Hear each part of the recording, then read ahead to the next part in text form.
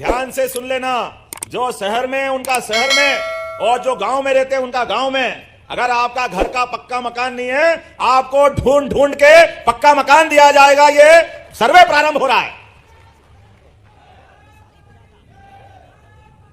नरेंद्र मोदी जी का अपना सपना, ये 145 करोड़ से बड़ा आबादी का देश, इसमें गरीब से गरीब आदमी की जिंदगी में भी, अरे गरीब आदमी झोपड़ी में क्यों रहेगा, उसको भी पक्का मकान मिलना चाहिए, उसका भी इस प्रदेश और देश पे हक है। ये केवल नरेंद्र मोदी जी सोच सकते हैं, क्योंकि ये मन का भाव होना चाहिए।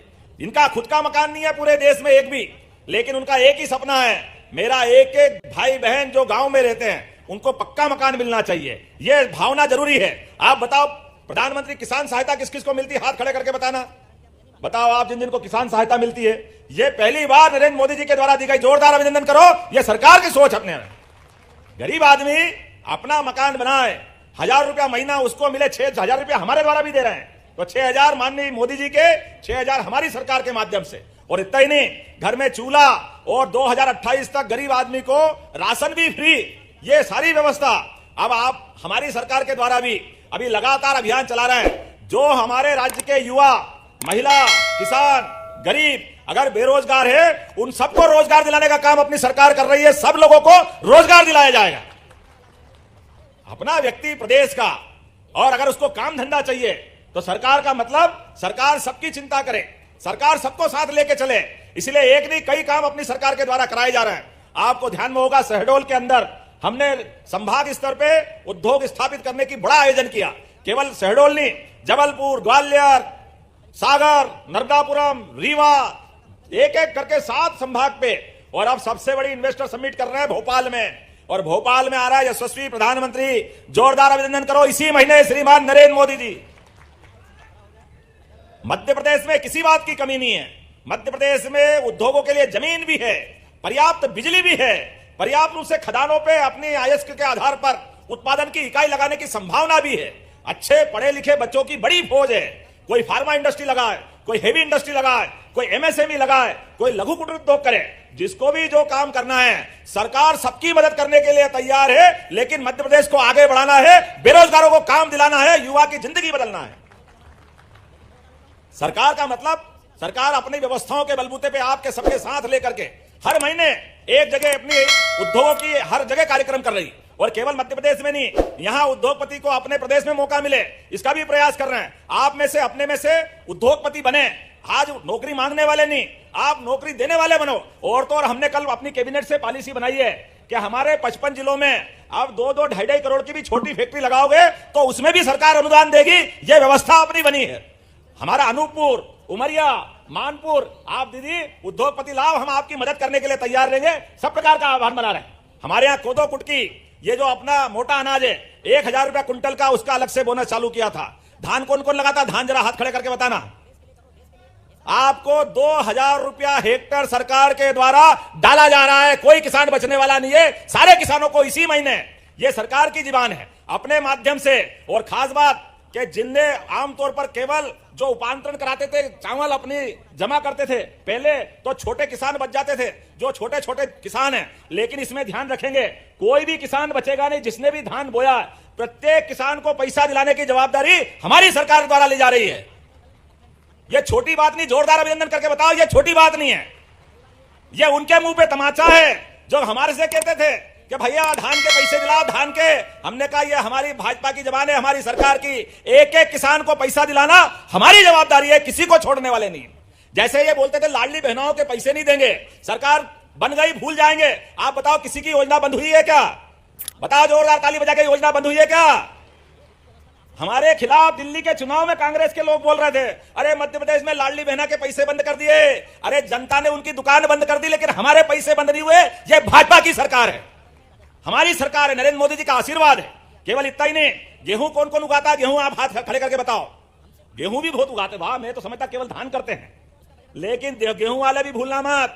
इसी साल 2600 रुपए क्विंटल गेहूं खरीदा जाएगा। 2600 रुपए क्विंटल। जरा ताली वाली बजाओ। 2600 रुपए मामूली बात नहीं होता है। सरकार की भावना है हर किसान की जिंदगी बदलना चाहिए, हर एक के जीवन में बदलाव आना चाहिए। एक एक करके जो व्यवस्था बना रहे हैं, जिनके घर में गाय है, कौन कौन दूध उत्पादन करता है, जरा हाथ खड़े करके बताओ। जो पशुपालन करता है, नेशनल डेयरी डेवलपमेंट बोर्ड के माध्यम से अब हम किसानों से दूध भी खरीदेंगे और दूध के ऊपर बोनस भी दिया जाएगा। जोरदार अभिनंदन करो दूध के ऊपर बोनस। अरे जिनके घर पे गाय वो गोपाल, और जो गाय को पाले और घर में गाय का कुल वो घर घर गोकुल। तो ये अपने घर गोकुल हो गए, और जहां गोपाल और गोकुल वही तो वृंदावन है। बोलो वृंदावन बिहारी लाल की। मध्य प्रदेश के अंदर जहां जहां भगवान राम तक का भी आपका पूरा ये आंकड़ा पूरा कर दिया। सरवैया जी आपको बधाई देना चाहूंगा। ये लगभग हमारा बैलेंस सब मिलाकर के 50, 54, 150 और 200 सब मिलाकर के 454 करोड़ की राशि अपनी सभी खातों में आई है। तो मैं मान के चलता हूं ये एक नया दौर है। एक बार पहले और डलवाई थी, कितने दिन पहले की बात थी? पिछले महीने ही थे ना, 400 करोड़ उस दिन भी डाले थे। तो 400 और 454 लगभग ये 850 करोड़ के आसपास की डीबीटी बगैर किसी बाबू की फाइल घुमाते घुमाते, किसी को बुलाते बुलाते, सीधे 1 to 1 आपका और सरकार की इन व्यवस्थाओं का पारदर्शिता के आधार पर। क्योंकि जब हमने कोई कमिटमेंट किया है, और ये भी बात सही है कि ये राशियां कोई 1 साल की नहीं थी, ये राशियां पुरानी थी, लेकिन हमने कहा सरकार तो सरकार है, सरकार ने कमिटमेंट किया तो हमको हमारे करंट ईयर से उनको सब्सिडी की आदत डलना चाहिए। और करंट ईयर से डलने में स्वाभाविक रूप से आप भी सब समझते हैं कि सरकार बनने के बाद ही सरकार पे बहुत सारे प्रकार से अलग अलग कामों को करने का, बहुत सारी योजनाओं का, कई सारी बातों का, इतना अलग अलग प्रकार का। लेकिन हमने कहा जो भी है, हमारा भाव क्लियर है कि सरकार अगर अपनी वित्तीय जबान को व्यवस्थित नहीं रखेगी, अगर उसके प्रति ईमानदारी नहीं रखेगी, तो व्यापार व्यवसाय तो नहीं हो सकता। व्यापार व्यवसाय की पहली सीढ़ी है कि हम अपनी प्रतिबद्धता को स्पष्ट रखें और उस सूचिता के आधार पर आगे बढ़े। मुझे इस बात की प्रसन्नता है कि आज जब मैं आपसे बात कर रहा हूं और ग्लोबल इन्वेस्टर समिट हो रही है, तो उसके पहले हमारा सारा, और अभी तो आपका जो बचा है कोशिश करेंगे, थर्ड सप्लीमेंट्री बाकी है, अभी इधर के विभाग के और भी आएंगे, तो सारे के सारे जो हिसाब किताब चुकता करेंगे, हमारे पास के पुराने कमिटमेंट जितने हैं कोशिश करेंगे वो सारे के सारे साफ करें। हमारे लिए ये सौभाग्य की बात भी है। कई बार कई लोगों को ये समझ में नहीं आता, तो मैं जरूर एक बात अपनी बताना चाहता हूं कि हमारे यहाँ विक्रम संवत के परिवर्तन की सबको जानकारी होगी। तो हमारे यहां संवत का आधार क्या रहता है? यह आधार व्यापार आधारित है किसी को जानकारी? व्यापार की सबसे बड़ी पहचान संवत के परिवर्तन के साथ जुड़ी। अब ये थोड़ा सा दुविधाजनक मसला होगा कि हमारे यहां विक्रम संवत 2081 चल रहा है, अब ये 30 मार्च को 2082 जुड़ेगा। और एक और मजे की बात, संवत 2 प्रकार के चल रहे हैं पूरे देश में। एक संवत है शक संवत, एक संवत है विक्रम संवत।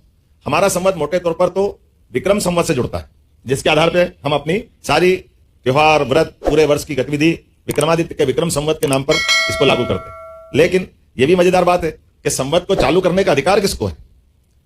जैसे ईस्वी सन चल रहा है, तो ईस्वी सन ईसा मसीह साहब के साथ जुड़ता है, और हिजरी संवत मोहम्मद साहब के साथ जुड़ता है। लेकिन भारत का संवत भगवान श्री राम के साथ भी नहीं जुड़ रहा है, भगवान श्री कृष्ण के साथ भी नहीं जुड़ रहा है। तो ये दुविधा तो ध्यान में आएगी ना कि हमारे यहां इनके साथ क्यों नहीं जुड़ा? और ये नहीं, ऐसे बहुत सारे देवी देवता। तो इसका अर्थ क्या है?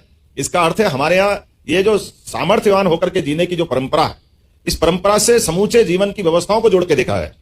ये थोड़ा सा अटपटा लगेगा, लेकिन जो संवत चलाना चाहता है उसके पास इतना धन होना चाहिए कि उसकी सारी भूभाग के परिक्षेत्र में किसी पे 1 पैसे का कर्जा नहीं होना चाहिए।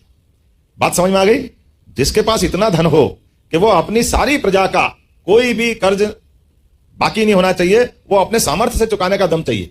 तो जब विक्रमादित्य ने शकों को परास्त करते हुए शक संवत या उस समय के शकों को हरा करके अपने देशभक्ति का ज्वार पैदा किया, सुशासन की स्थापना करी, एक एक करके सारे अच्छे लोगों को इकट्ठा करते हुए शासन के सारे सूत्र लिए, जिसमें विक्रमादित्य के नवरत्न आज हम सब जानते हैं। जैसे महाकवि कालिदास, इनको कश्मीर से बुलाया। बेताल बहुत विद्वान आदमी है, कभी उसकी कहानी बाद में सुनाऊंगा। बेताल कोई भूत नहीं है, बेताल अत्यंत विद्वान आदमी, लेकिन बेताल ने अपने कामों के बलबूते पर उनकी अपनी एक अलग साख। आज अपन उसका छोटा छोटा बातचीत में एक आध दो चीज ध्यान में आएगी। जैसे मैं माननीय मोदी जी के लिए जोरदार तालियां बजाएं, अपने यशस्वी प्रधानमंत्री के। मोदी जी ने किसके कारण किया मुझे नहीं मालूम, लेकिन आज हमको एक बात ध्यान में आएगी। अजीत डाभोल का नाम सबने सुना होगा, सुना है ना? अब अजीत डाभोल की विशेषता बताने की जरूरत है क्या? हमारा किसी भी सरकार के साथ राष्ट्रीय सैन्य सुरक्षा का कोई भी मसला होता है तो उसके पहले डाभोल हमको दिखाई देते हैं। दिखाई देते कि नहीं देते हैं? तो अफसरों की कमी नहीं है, योग्यता की कमी नहीं, लेकिन परिस्थिति और व्यक्ति को परखने वाले की कमी होने के कारण, व्यक्ति को परखने की जो कमी है, ये डाभोल साहब रिटायरमेंट के बाद घर बैठे हैं 10 साल, कोई काम इनको नहीं मिल रहा है, लेकिन इनको घर से बुलाते हैं कौन? मोदी जी। अब ये बात समझ में आ गई कि नहीं आ गई? जोरदार तरीके से इस बात का सम्मान करें कि हमारे पास, और ये जो मुद्दा है इससे बाहर बुला करके सलाहकार तो नियुक्त कर सकते हैं। तो सुरक्षा सलाहकार बना करके उनको उनकी योग्यता का लाभ ले रहे हैं। और सारे उलझे सुलझे मसलों में मोदी जी की यही विशेषता है, एक एक योग्य व्यक्ति को जुटा जुटा करके। हमारी इन सारी व्यवस्थाओं से देश चलता है, देश एक आदमी से नहीं चलता, लेकिन सुयोग्य लोगों का संयोजन अगर कर लो। तो मैं बता रहा था, तो विक्रमादित्य ने विक्रम संवत को प्रारंभ करने के लिए सबसे पहले अपने धन संपदा के बलबूते पर सारी प्रजा का कहा कि किसी पे भी कोई कर्जा हो, कोई भी व्यवसाय कर रहा है, वो